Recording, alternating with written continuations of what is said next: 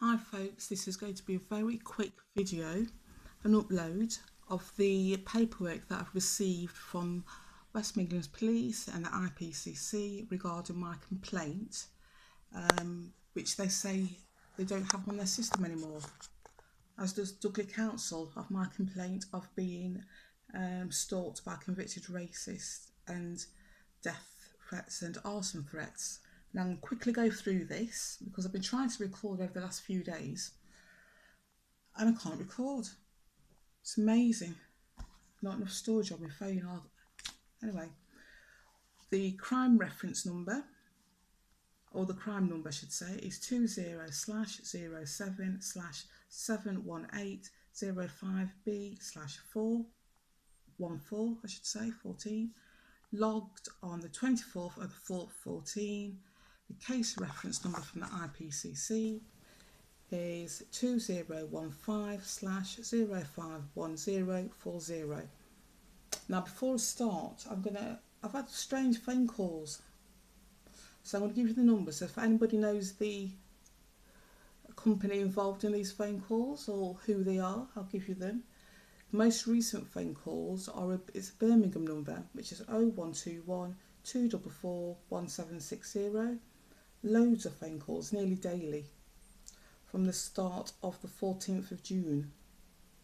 And the other phone call I had yesterday is 01942 316 501. That's a Wigan number. Both numbers I've tried to call back and it just cuts out.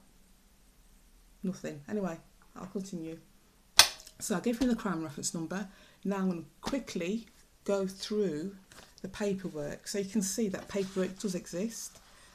So this is a letter from Razor with a meeting. He advised me to contact the Chief Inspector of Stourbridge Police Station. I'm going to briefly go through these. And in my last video I stated that Police and Crime Commissioner, as well as Douglas Council, the Labour Councillor, Pete Lowe, has got to be actively involved in this case, only because there's so many different departments involved and there's so many departments involved, and it's gone on so long for them to not know that I'm being stalked by convicted rapists and that they're covering it up is impossible. I've also got audio recordings, not only of the stalking, not only of the undercover police operation, but also of the people themselves. So that these people, Sylvia. So, example, on the 11th of the 4th, 17, police are going to tell me everything that she says. Audio recording. 31st of the 8th, 17, Sylvia, again, to Brian Amphlett at number 32, please tell me everything that she's saying. So this is me contacting various organisations, etc. I'm going to briefly go through these.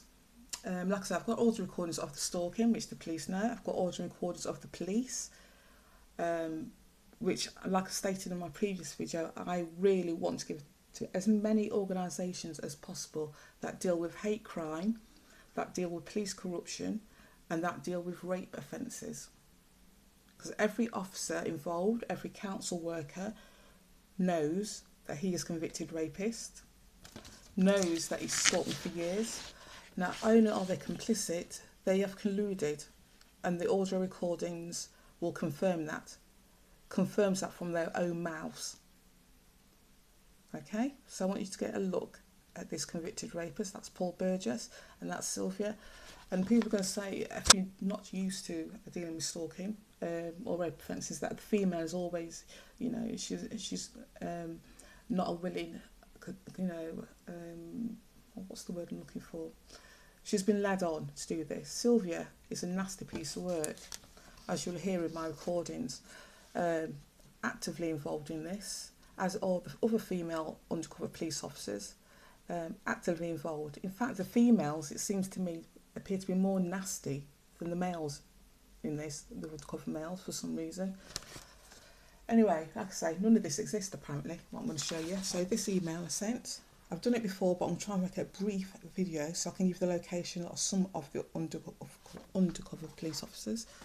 This is the second part of that. bear in mind, all this paperwork that you're seeing,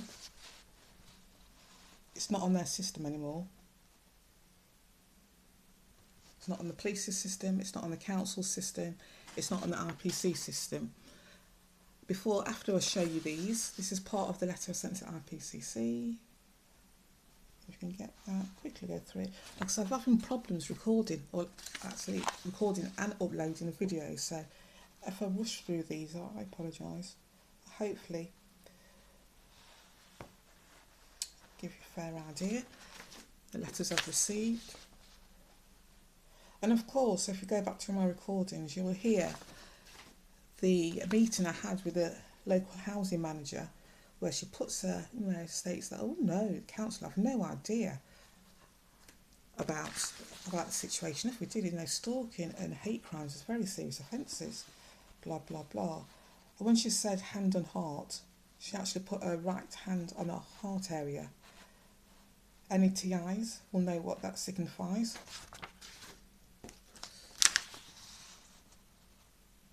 So she doesn't know, and that was in December, and that was in, when was that? That was February 2017.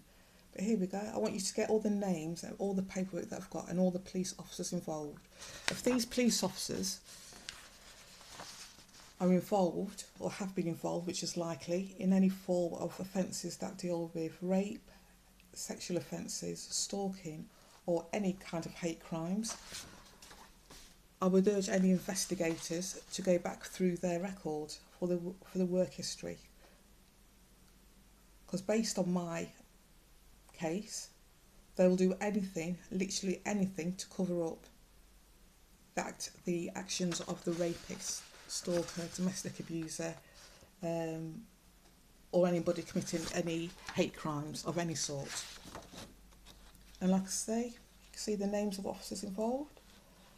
Like I say, the female officers, don't think because the female that they'd be more sympathetic, or they would be more. This is a letter from my local MP. I don't know if you saw on the telly recently, Channel 4 News. Do you know about the MP that didn't pass the upskirting to be discussed in Parliament? Well, she was on Channel 4 News stating that the Conservative Party is appalled with such behaviour, blah, blah, blah, blah, blah, and it doesn't share his views. But apparently stalking and death threats and arson threats are okay by her. In fairness to her, even though she saw all the letters, knew the police were lying, knew the council were lying, there's nothing that she could have said or wrote.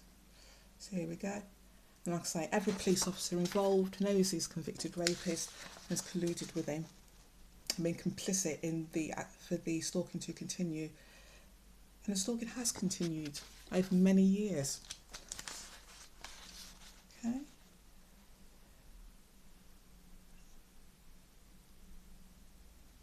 This is the last of their recordings. Skip through this. This is a letter I got from the racist Patrick downstairs, who I've also got recordings of him. Like, the reasons I've got recordings of him stalking her over the years, this is years I'm saying, this is not over 1 or 2 weeks or a few instances. This is long-term, ongoing stalking. Excuse me, stalking, and is left now. But once I'm going to upload everything, literally everything, in my later videos of what the police have done, the officers involved, what they look like, etc, etc. But for now, because I'm having problems uploading anything, there you go, there's Paul Burgess. He is a convicted rapist who, West Midlands Police, and I'm going to be more specific, like I say in my last video, because so many different departments are involved. My targeting by West Midlands Police has been orchestrated by David Jameson, I believe, who is the Police and Crime Commissioner. He took over that role in August 2014. My overt stalking began in December 2014 by West Midlands Police. It was horrific at the very beginning. It was absolutely horrific. But my covert stalking where I couldn't send emails. I tried to contact a number of organisations.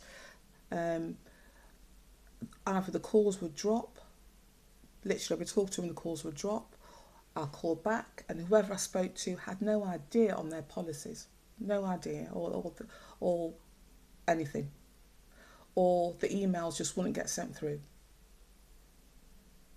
Okay, so these are the people. Now I'm going to give you a brief layout, and like I say, the overt stalking and targeting by West Midlands Police began in December 2014. They did a little skit about apparently searching their flat. There's me, number 33. Okay, I'm going to give you a brief layout. There's Patrick the racist, number 31. And there's undercover police officer Kevin, who I've uploaded a video of him mowing the lawn. He's an undercover police officer, and the reason why I know that the undercover police officer, not perps, because in December 2014 they did this sketch, and it was horrific, where they pretended to raid their house looking for child pornography, pretending to find pictures of one of my grandsons in their flat. Their skit was basically child pornography, and based on what they said, equipment of torture. Okay, it was very horrific, and I won't go into detail, but since his offences involved tying up and torturing a woman, and that was the police's skit. So you have police coming up the stairs to say, I'm at the top there, police, I was coming up the stairs, in the landing, oh, this is what we found, oh, we found something else now, oh God, have you seen this, oh God, you know, they know what she's doing, oh God, is that her grandson, blah, blah, blah. It was horrific, absolutely horrific. Anybody who's being targeted will know that they will use anything, and they will say anything to break you. And this is West Midlands Police, this is David Jameson. It has to be at his say-so. He has to be aware of the situation. Like I stated, I have audio recordings where they say the police tell me everything she's doing. More than one audio recording over the years where they say, the police say I can do what they want, please tell me what she's doing. Oh, she says she's going to say now that they've not recorded anything. Yeah. So the police have not only monitored, illegally surveilled my calls and emails, everything I do to go back and tell them. And like I said previously, I'm prepared to give all the audio recordings to organisations that deal with such offences. So I'm going to give you a brief layout. That's me, like I say, number 33. That's the racist Patrick, who was involved in the arson planning and the arson threat. There's a video uploaded where there's an incident where he comes up the stairs pissed as a fart, saying, oh, it's all rubbish, blah, blah, blah. And the undercover police officer was with him. I can describe it to you at a later date, but I'm going to describe all of them basically at a later date. So there, Patrick. Undercover police officer Kevin, like I say, I've uploaded a video of him mowing the lawn. That's where Sylvia and Paul Burgess used to live, number 34. They moved out a few weeks ago. And do you know what? Strangely enough, I've got a skit of council workers saying some crap, crazy crap. So you know that the councillor, Pete Lowe, is involved as well. And I will upload them at a later date. And the funny thing is, they must have had something, because it says, we've blocked her, because I've got a recording device. And I've got my video saying, an audio saying, oh, we've blocked it. And it was on about, oh, she's doing this because she's black, blah, blah, blah, she's doing this. And I've always stated from the very first email, because I've worked with sex offenders in my various roles, and I've worked with victims of sex offences, my concern and my absolutely disgust at all this situation, and everybody knows, has been the stalking, and has been all the police officers involved, all the council workers involved are aware that he has a conviction for rape. It was a particularly violent rape, like I've stated in previous videos. Whatever you're into, but I would say, torture. It was a prolonged violent attack he used on this woman. And this is the person, David Jameson, the police and crime commissioner, has colluded with to stalk me, to let him stalk me, to actively encourage to stalk me, tells him everything that I'm doing. I'm not making wild allegations here. Like I said, I've got audio recordings of them saying the police says I can do what they want. Police can tell me everything that she does. Of him stalking me, of everybody in the block knowing that he's a violent rapist, know that he stalked me for years, and including with them. Everybody. Anyway, move on from that. That flat there is where I first was aware the undercover police officer lived. I'll describe in more details another day, but he's tall, around 6'6", dark brown hair, very straight brown hair, and he's got a son who used to visit him, or I don't know if he still does, and they were undercover. I think all the police officers around this area, I think because of the flats are intended for people over 40, I think that's why they're in this area. I think it's, you know, if you've worked in the area, you'll know when I say that. So I think when this case came along, God, it was on their doorstep, wasn't they, really? And I've seen that the reason why I know he's heavily involved, because I've seen him coming out the flat. When I first moved into this property in 2011, in the early months, I used to see him. I've seen him about 3 or 4 times coming out of the flat, Sylvia's flat, talking to her at the door when I was going in or out. On one occasion, wearing a leather cape and a leather hat. I don't know if it's not leather, it looks like rubber. It looked like rubber or leather. He wouldn't have worn that walking down the street, put it that way. Okay? Love to dress up, don't they? Okay, there's a company, undercover police officer. Goes there. I uploaded a white van. Whoever that white van to is an undercover police officer, lives in that block of flats. And there's another undercover police officer. And the white van, before I go on to that, the white van, the description of him is blonde, about 6 foot, tall, slim male. The lady, and I would say he's in his late 20s, early 30s. The lady, I would say she's in the late 50s, 60s. 5'3", 5'4", blonde, very slim body, pubescent looking. Talking about pubescent looking, I can give you the description of when I've seen, like I say, I've seen Chief Inspector Jamie Hobday coming out to these block of flats, that block of flats there. The first time I saw him was early 2015. His height is 5'3", 5'4". He's wearing beige clothes. At the time, he had a pot belly and a sort of drunken complexion, a red complexion. The last time I saw him was May this year, 2008. Coming out of Barbers of Light High Street, and he slimmed down a lot, an awful lot, wearing dark grey trousers with matching waistcoat and a flat cap. Rushing into a sports car, coming out, and it was intentional for me to see him. It wasn't by accident, it was intended for me to see him. There's a picture, next block of flats. Now, I uploaded a post, I think I labelled it Kenneth, something saga about the bins of Kenneth. Kenneth is a black male who is an undercover police officer, and he lives there, flats there. And when you saw him in the video, sort of like a humpback, and his shoes were sort of slipping off, that's a very good mental health skit he does, isn't it? Really good, you wouldn't think. But when he stands up full height, which I've seen, and very smart clothes, completely different affect to what he presents normally. I would say he's, around 6'3", 6'4", and I'll go into him later.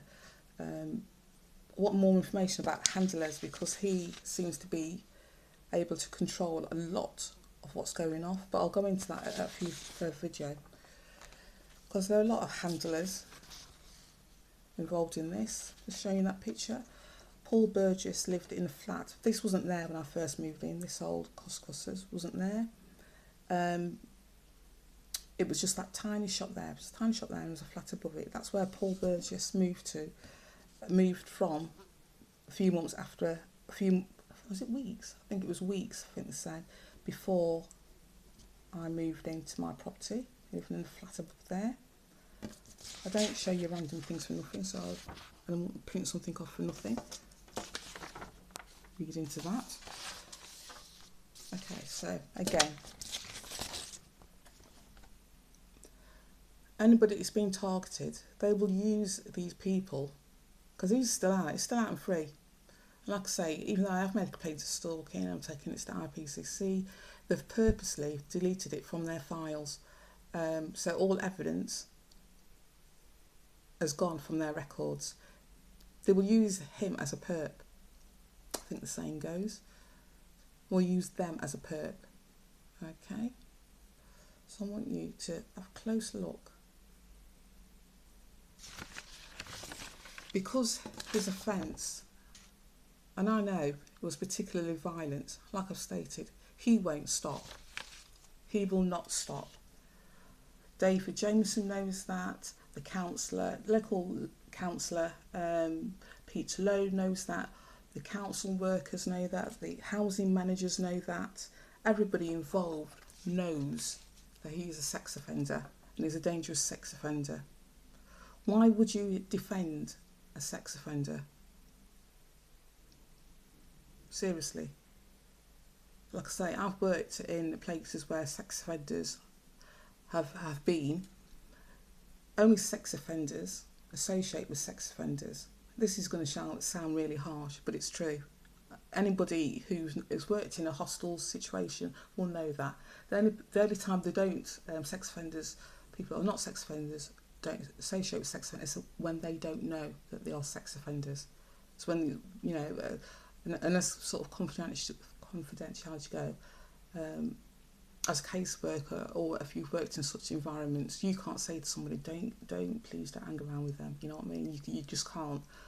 So only sex offenders sort of tend to associate and defend their own. Not saying that everybody involved is a sex offender, but my question, and my question right from the very beginning, will be to David Jameson and Councillor Pete Lowe. Why have you targeted me because I reported being stalked by a sex offender? Why have you deleted all records from the police system, from the IPCC system, of my complaints? Now, I'm going to name them. Councillor David Lowe, or Pete Lowe, sorry, Pete Lowe, because in my previous video, the amount of departments that are involved in this, the amount of council workers and social behavioural team, for instance, the various housing managers, which all know he's a sex offender. They all know that he's stalking me. They've done everything possible to cover this up, everything possible. And it concerns me that these people are still out. It concerns me even more that we've got people in authority that have allowed this to continue. Like David Jameson, he's the police. This is what the police, I'll give a brief definition. I'm going to read this to you now. The police and crime commissioners are elected representatives who oversee how crime is tackled in a police force area. Their aim is to cut crime and to ensure the police force is effective.